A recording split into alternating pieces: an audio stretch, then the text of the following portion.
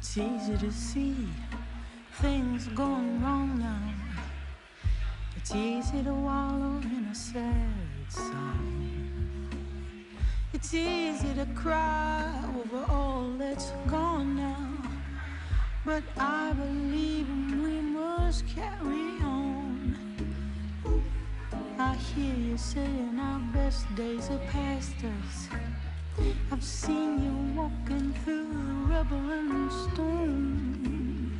Yes, I know there's a list of disasters, but time's gonna soothe the soul, so we might as well dance in the light of the moon. We might as well dance. We'll be leaving here soon. Might as well dance while the river is high.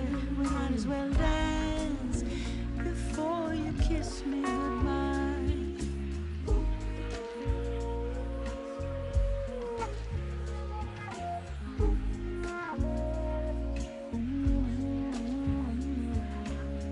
The times are changing, tensions are rising, but fear can never be our guiding light.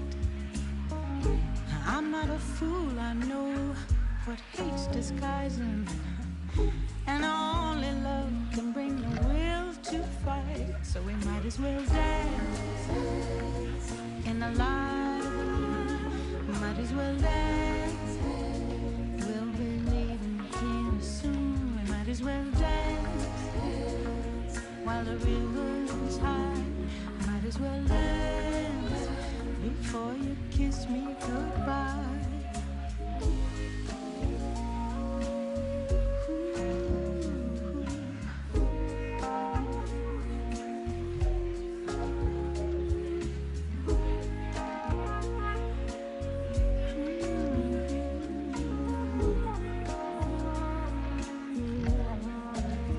Yeah, we might as well dance in the light of the moon. We might as well dance.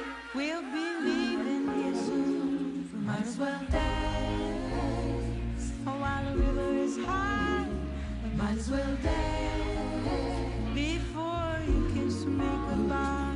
Might as well dance in the light of the moon. Might as well dance. We'll be leaving here soon. Might as well dance.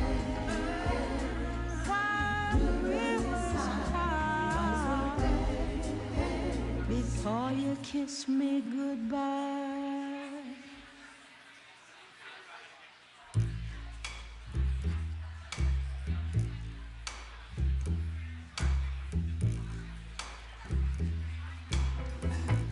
There is no end to this story. No final blow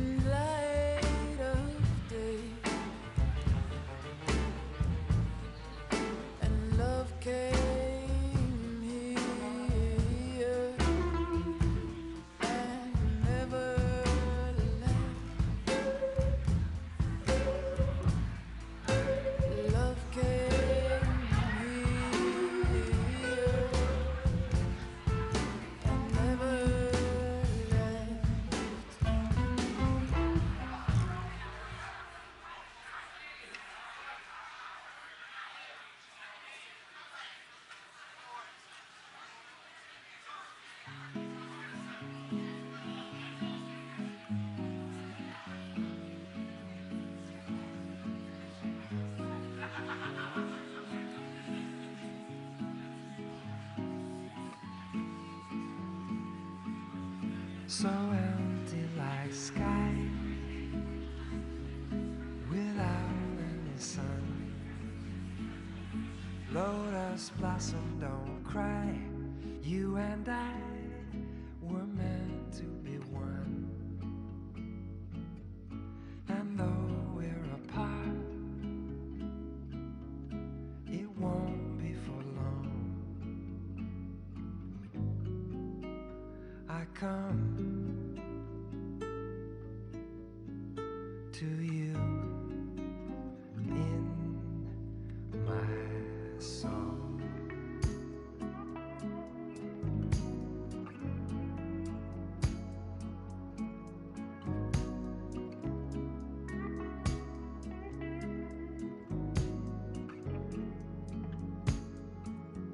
So happy we two, like sparrows in spring. Please take your seats. The program will begin shortly. It's true, me and you, like bow upon string. I live for the day my journey will end. So I can touch you again, and in my dream you are always there with me. Alternation fantasy, but then the film just breaks, and I wait. Lotus blossom,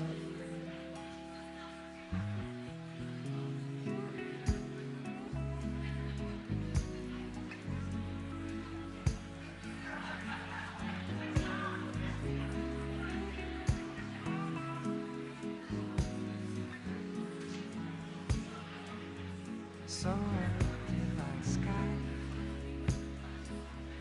without any sun. Lotus blossom, don't cry. You and I were meant to be one. And though we're apart, it won't be for long. I come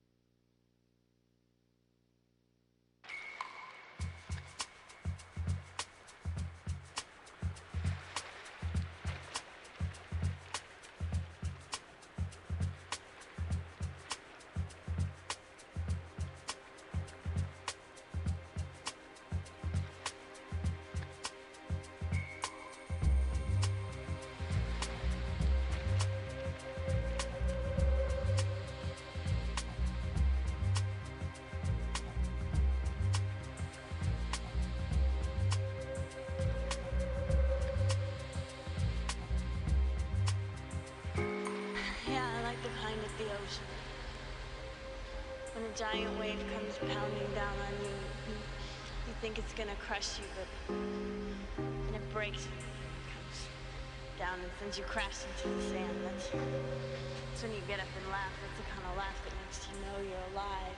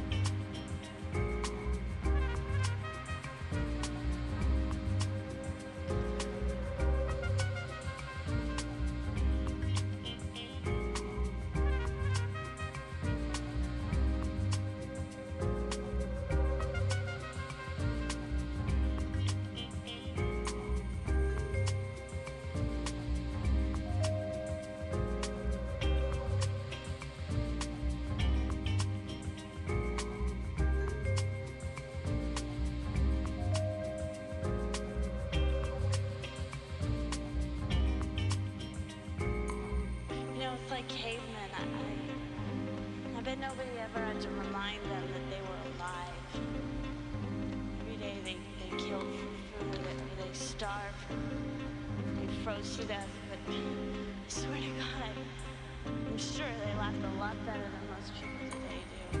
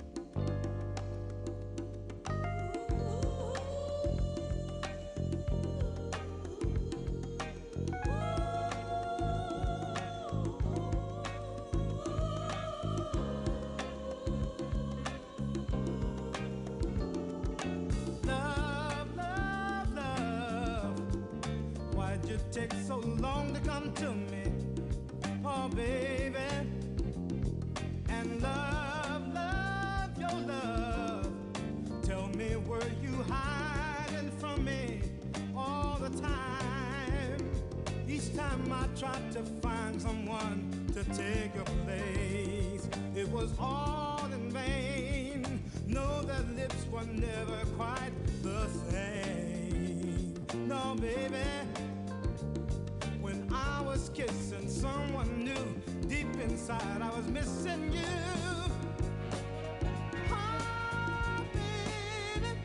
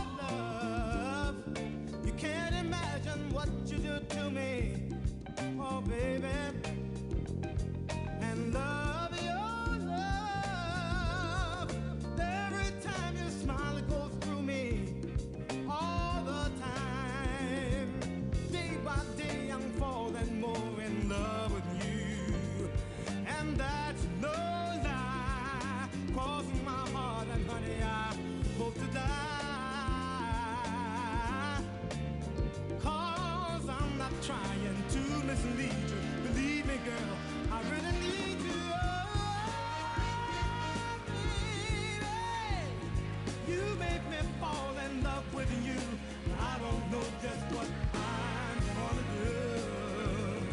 Oh, honey, I looked out into empty space. All I saw was your sweet face. Oh, baby, you make me fall in love with you. I don't know just what I'm gonna do. Oh, honey, I looked out into empty space. All I saw was your sweet face. Love, love, love.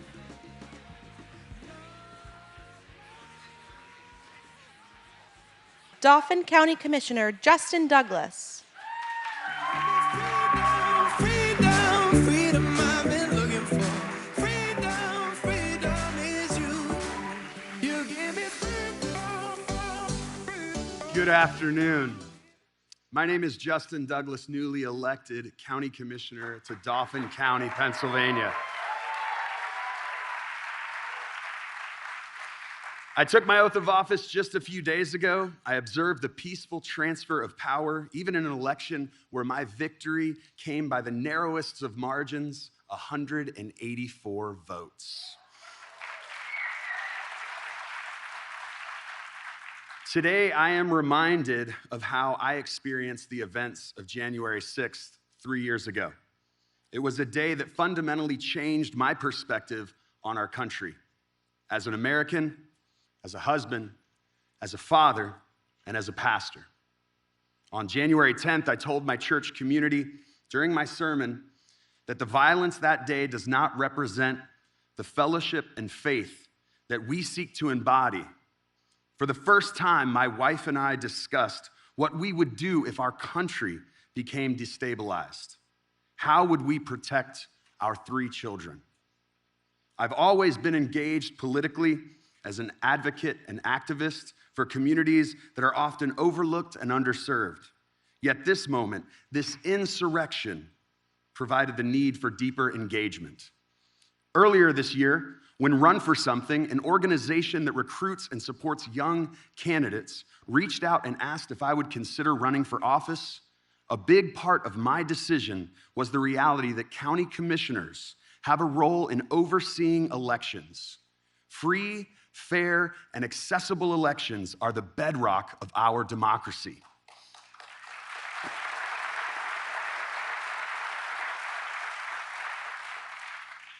Donald Trump represents a clear and present danger to that democracy.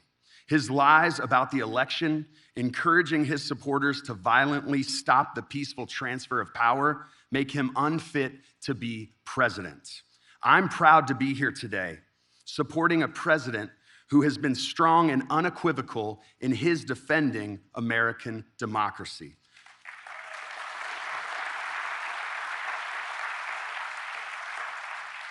A president whose leadership is exactly what we need in this moment. It is my honor to welcome to the stage the President of the United States, Joe Biden, and the First Lady of the United States, Dr. Jill Biden.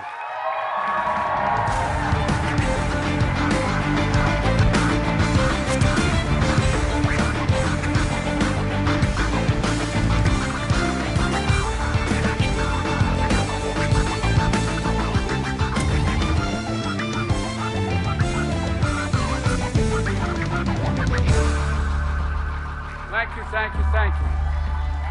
Thank you. Well, thank you. Thank you. Thank you. Please, thank you. Please, thank you very, very much. Today, the topic of my speech today is deadly serious, and I think it needs to be made at the outset of this campaign. In the winter of 1777, it was harsh and cold as the Continental Army marched to Valley Forge. General George Washington knew he faced the most daunting of tasks: to fight and win a war against the most powerful empire existed in the world at the time. His mission was clear: liberty, not conquest; freedom, not domination; national independence, not individual glory. America made a vow: never again would we bow down to a king. Months ahead would be incredibly difficult. But General Washington knew something in his bones, something about the spirit of the troops he was leading, something about the soul of the nation he was struggling to be born. In his general order, he predicted, and I quote, "With one heart and one mind, with fortitude and with patience, they would overcome every difficulty," the troops he was leading. And they did. They did. This army that lacked blankets and food, clothes and shoes, this army whose march left bloody bare footprints in the snow, this ragtag army made up of ordinary people, their mission, George Washington declared, was nothing less than a sacred cause. That was the phrase he used, a sacred cause. Freedom, liberty, democracy, American democracy. I just visited the grounds of Valley Forge. I've been there a number of times from the time I was a Boy Scout years ago. You know, it's the very site that I think every American should visit, because it tells a story of the pain and the suffering and the true patriotism it took to make America. Today we gather in a new year, some 246 years later, just one day before January 6th. A date forever shared in our memory because it was on that day that we nearly lost America, lost it all. Today we're here to answer the most important of questions. Is democracy still America's sacred cause? I mean it.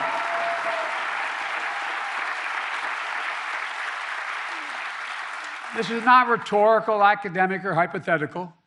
Whether democracy is still America's sacred cause is the most urgent question of our time. And it's what the 2024 election is all about. The choice is clear. Donald Trump's campaign is about him, not America, not you. Donald Trump's campaign is obsessed with the past, not the future. He's willing to sacrifice our democracy, put himself in power. Our campaign is different. For me and Kamala, our campaign is about America. It's about you. It's about every age and background that occupy this country. It's about the future we're going to continue to build together. And our campaign is about preserving and strengthening our American democracy. 3 years ago tomorrow, we saw with our own eyes the violent mob storm the United States Capitol. It was almost in disbelief as you first turned on the television. For the first time in our history, insurrectionists had come to stop the peaceful transfer of power in America. First time. Smashing windows, shattering doors, attacking the police. Outside, gallows were erected as the MAGA crowd chanted, "Hang Mike Pence." Inside, they hunted for Speaker Pelosi. The House was chanting as they marched through and smashed windows, "Where's Nancy?" Over 140 police officers were injured. Jill and I attended the funeral of police officers who died as a result of the events of that day. Because of Donald Trump's lies, they died because these lies brought a mob to Washington. He promised it would be wild, and it was. He told the crowd to fight like hell, and all hell was unleashed. He promised he would right them, everything they did. He would be side by side with them. Then, as usual, he left the dirty work to others. He retreated to the White House. As America was attacked from within, Donald Trump watched on TV in the private small dining room off the Oval Office. The entire nation watched in horror. The whole world watched in disbelief. And Trump did nothing. Members of his staff, members of his family, Republican leaders who were under attack at that very moment pled with him. Act. Call off the mob. Imagine had he gone out and said, stop. And still, Trump did nothing. It was among the worst derelictions of duty by a president in American history. An attempt to overturn a free and fair election by force and violence. A record 81 million people voted for my candidacy and to end his presidency. Trump lost the popular vote by 7 million. Trump's claims about the 2020 election never could stand up in court. Trump lost 60 court cases, 60. Trump lost the Republican-controlled states. Trump lost before a Trump-appointed judge, and then judges. And Trump lost before the United States Supreme Court. All of it, he lost. Trump lost recount after recount after recount and state after state. But in desperation and weakness, Trump and his MAGA followers went after election officials who ensured your power as a citizen would be heard. These public servants had their lives forever upended by attacks and death threats for simply doing their jobs. In Atlanta, Georgia, a brave black mother and her daughter, Ruby Freeman and Shay Moss, were doing their jobs as election workers until Donald Trump and his MAGA followers targeted and threatened them, forcing them from their homes and unleashing racist vitriol on them. Trump's personal lawyer, Rudy Giuliani, who was just hit with a $148 million judgment for cruelty and defamation that he inflicted against them. Other state and local elected officials across the country faced similar personal attacks. In addition, Fox News agreed to pay a record $787 million for the lies they told about voter fraud. Let's be clear about the 2020 election. Trump exhausted every legal avenue available to him to overturn the election, every one. But the legal path just took Trump back to the truth, that I'd won the election and he was a loser.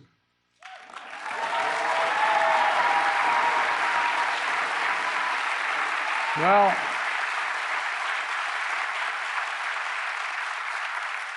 so knowing how his mind works now, he had one act left, one desperate act available to him: the violence of January the 6th. And since that day, more than 1,200 people have been charged for their assault on the Capitol. Nearly 900 of them have been convicted or pled guilty. Collectively, to date, they have been sentenced to more than 840 years in prison.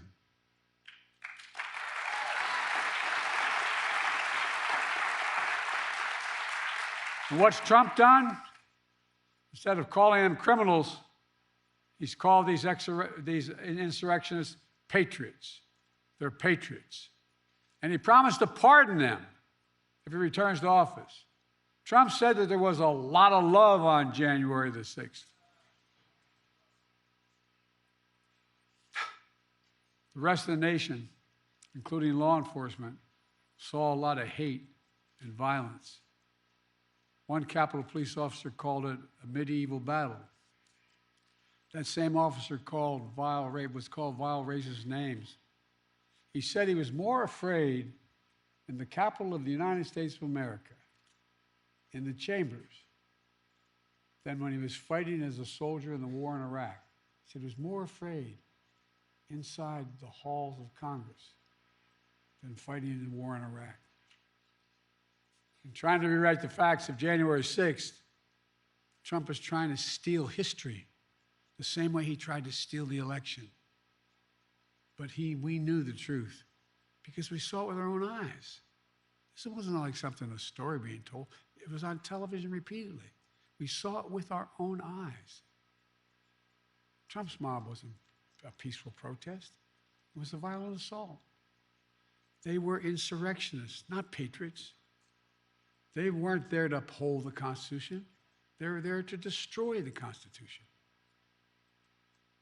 Trump won't do what an American president must do. He refuses to denounce political violence. So hear me clearly. I'll say what Donald Trump won't. Political violence is never, ever acceptable in the United States political system. Never, never, never. It has no place in a democracy, none. You can't be pro-insurrectionist and pro-American. And yet Trump and his MAGA supporters not only embrace political violence, but they laugh about it. At his rally, he jokes about an intruder, whipped up by the big Trump lie, taking a hammer to Paul Pelosi's skull and echoing the very same words used on January 6th. Where's Nancy? And he thinks that's funny. He laughed about it. What a sick... My God.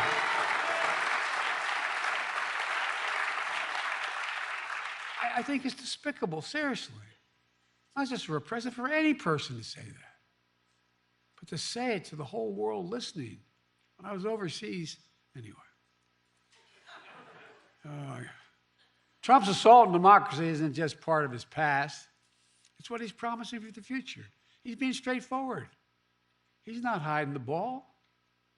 His first rally for the 2024 campaign opened with a choir of January 6th insurrectionists singing from prison on a cell phone, while images of the January 6th riot played on a big screen behind him at his rally. Can you believe that? This is like something out of a fairy tale, a bad fairy tale. Trump began his 2024 campaign by glorifying the failed violent insurrection on our Capitol. The guy who claims law and order sows lawlessness and disorder. Trump's not concerned about your future, I promise you. Trump is now promising a full-scale campaign of revenge and retribution, his words, for some years to come. They were his words, not mine. He went on to say he'd be a dictator on day one. I mean, if I were writing a book of fiction, I said an American president said that, and not in jest. He called, and I quote, the termination, quote, this is a quote, the termination of all the rules, regulations, and articles, even those found in the U.S. Constitution, should be terminated if it fits his will. It's really kind of hard to believe. Even found in the Constitution, he could terminate? He's threatened the former chairman of the Joint Chiefs of Staff with the death penalty. Says he should be put to death because the chairman put his oath to the Constitution ahead of his personal loyalty to Trump. This is coming from a president who called, when he visited cemeteries, called dead soldiers suckers and losers. Remember that?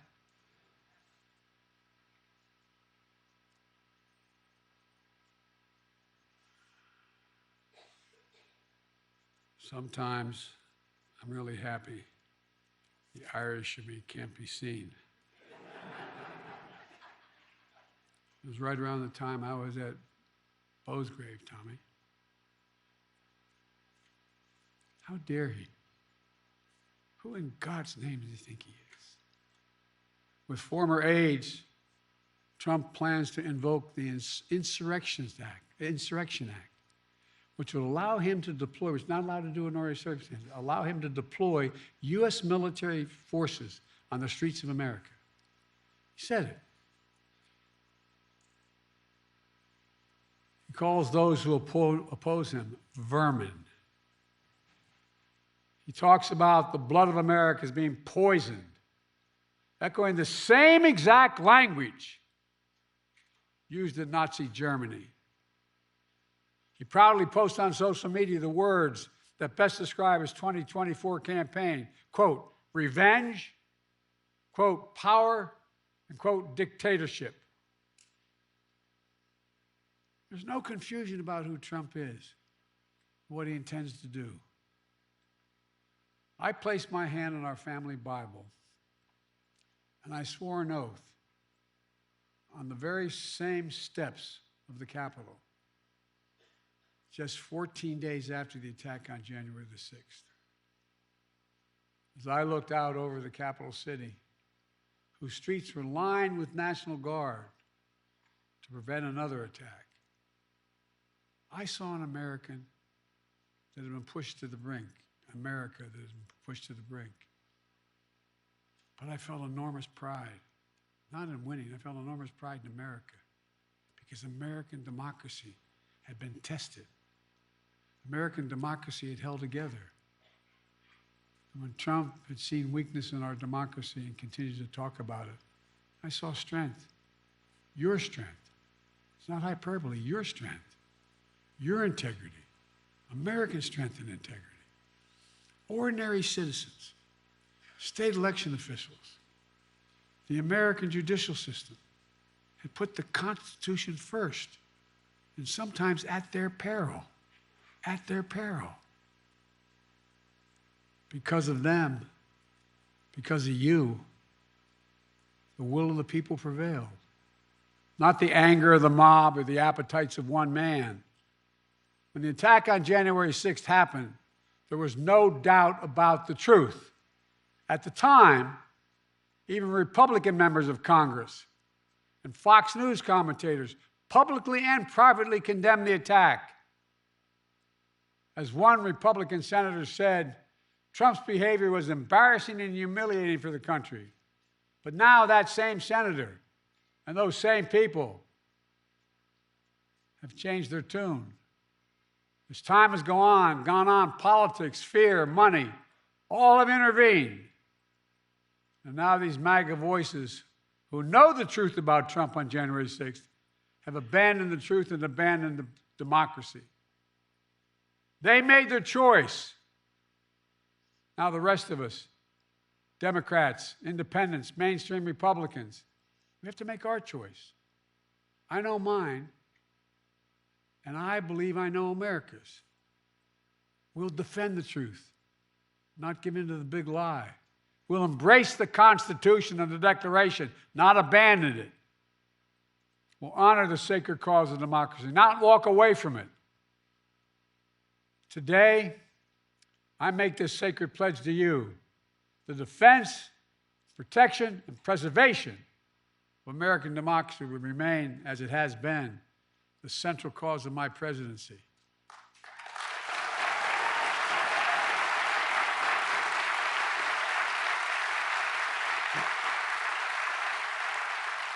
America, as we begin this election year, we must be clear. Democracy is on the ballot. Your freedom is on the ballot. Yes, we'll be voting on many issues. On the freedom to vote and have your vote counted. On the freedom of a choice. The freedom to have a fair shot. The freedom from fear. And we'll debate and disagree. Without democracy, no progress is possible. Think about it. The alternative to democracy is dictatorship. The rule of one, not the rule of we, the people. That's what the soldiers of Valley Forge understood. And so was me. We have to understand it as well. We've been blessed so long with a strong, stable democracy. It's easy to forget why so many before us risked their lives and strengthened democracy. What our lives would be without it. Democracy means having the freedom to speak your mind, to be who you are, to be who you want to be. Democracy is about being able to bring about peaceful change. Democracy is how we've opened the doors of opportunity wider and wider with each successive generation, notwithstanding our mistakes. But if democracy falls, we'll lose that freedom. We'll lose the power of we, the people, to shape our destiny. If you doubt me, look around the world. Travel with me as I meet with other heads of state throughout the world. Look at the authoritarian leaders and dictators Trump says he admires. He out loud says he admires. I won't go through them all. It'll take too long. Look, remember how he refers to what he calls love letter exchanges between he and the dictator of North Korea? Those women and men out there in the audience who ever fought for the American military, would you ever believe you'd hear a president say something like that? His admiration for Putin. I could go on. And look at what these autocrats are doing to limit freedom in their countries. They're limiting freedom of speech, freedom of press, freedom to assemble, women's rights, LGBTQ rights. People are going to jail, so much more. It's true, the push and pull of American history is not a fairy tale. Every stride forward in America is met with ferocious backlash many times from those who fear progress and those who exploit that fear for their own personal gain. From those who traffic in lies, told for power and profit. For those who are driven by grievance and grift, consumed by conspiracy and victimhood. From those who seek to bury history and ban books. Do you ever think you'd be in a political event talking about book banning for in the presidential election? The choice and contest between those forces, those competing forces, between solidarity and division is perennial. But this time it's so different. You can't have a contest. You can't have a contest if you see politics as an all-out war instead of a peaceful way to resolve our differences. All-out war is what Trump wants. That's why he doesn't understand the most fundamental truth about this country. Unlike other nations on earth, America is not built on ethnicity, religion, geography. We're the only nation in the history of the world built on an idea. Not hyperbole, built on an idea. We hold these truths to be self-evident, that all men and women are created equal. It's an idea. Declared in the Declaration, created in a way that we've viewed everybody as equal and should be treated equal throughout their lives. We've never fully lived up to that. We have a long way to go. But we've never walked away from the idea. We've never walked away from it before. And I promise you, I will not let Donald Trump and the MAGA Republicans force us to walk away now.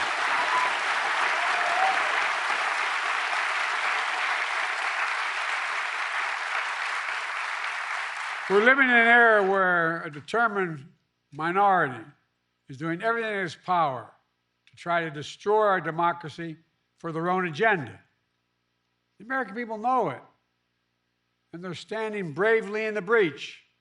Remember after 2020, January 6th insurrection to undo the election in which more Americans had voted than any other in American history? America saw the threat posed to the country, and they voted them out. In 2022, historic midterm election, in state after state, election after election, the election deniers were defeated. Now in 2024, Trump is running as the denier-in-chief, the election denier-in-chief. Once again, he's saying he won't honor the results of the election if he loses. Trump says he doesn't understand. Well, he still doesn't understand the basic truth. That is, you can't love your country only when you win. You can't love your country only when you win.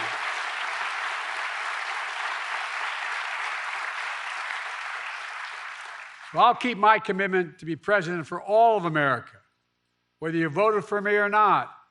I've done it for the last 3 years, and I'll continue to do it. Together, we can keep proving that America is still a country that believes in decency, dignity, honesty, honor, truth. We still believe that no one, not even the president, is above the law. We still believe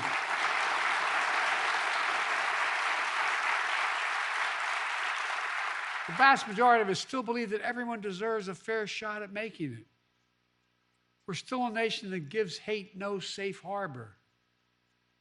I tell you from my experience working with leaders around the world, and I mean this sincerely, not a joke, that America is still viewed as the beacon of democracy for the world. I can't tell you how many world leaders, and I know all of them, virtually all of them, grab my arm in private and say, "He can't win. Tell me." No, my country will be at risk. Think of how many countries, Tommy, you know, that are on the edge. Imagine. We still believe in we the people, and that includes all of us, not some of us. Let me close with this. In the cold winter of 1777, George Washington and his American troops in Valley Forge waged a battle on behalf of a revolutionary idea.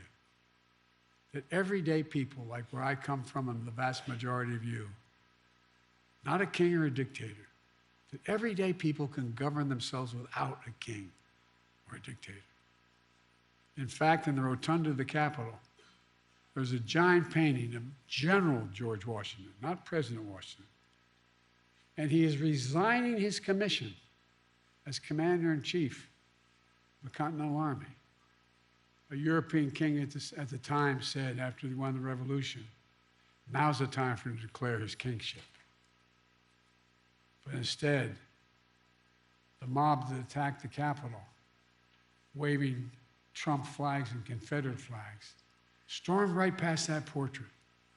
That image of George Washington gave them no pause, but it should have. The artist who painted that portrait memorialized that moment because he said it was, quote, one of the highest moral lessons ever given to the world, end of quote. George Washington was at the height of his power, having just defeated the most powerful empire on earth. Could have held on to power as long as he wanted. He could have made himself not a future president, but a future monarch, in effect. And by the way, when he got elected president, he could have stayed for 2, 3, 4, 5 terms till he died. But that wasn't the America he and the American troops at Valley Forge had fought for. In America, genuine leaders, democratic leaders with a small d, don't hold on to power relentlessly. Our leaders return power to the people, and they do it willingly, because that's the deal. You do your duty. You serve your country. And ours is a country worthy of service, as many Republican presidents and Democratic presidents have shown over the years. We're not perfect, but at our best, we face head on the good, the bad, the truth of who we are. We look in the mirror and ultimately never pretend we're something we're not. That's what great nations do. And we're a great nation. We're the greatest nation on the face of the earth. We really are.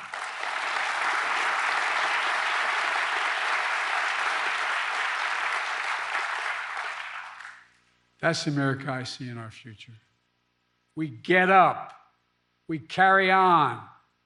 We never bow. We never bend. We speak of possibilities, not carnage. We're not weighed down by grievances. We don't foster fear. We don't walk around as victims. We take charge of our destiny.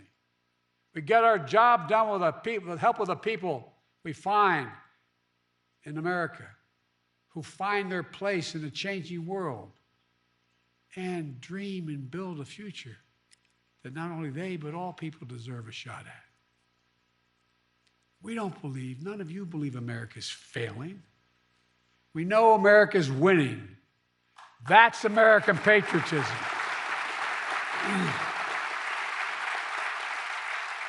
It's not winning because of Joe Biden. It's winning. This is the first national election since January 6th. Insurrection placed a dagger at the throat of American democracy since that moment. We all know who Donald Trump is. The question we have to answer is, who are we? That's what's at stake. Who are we? In the year ahead, as you talk to your family and friends, cast your ballots. The power is in your hands. After all we've been through in our history, from independence to civil war to 2 world wars to a pandemic to insurrection, I refuse to believe that in 2024 we Americans will choose to walk away from what's made us the greatest nation in the history of the world.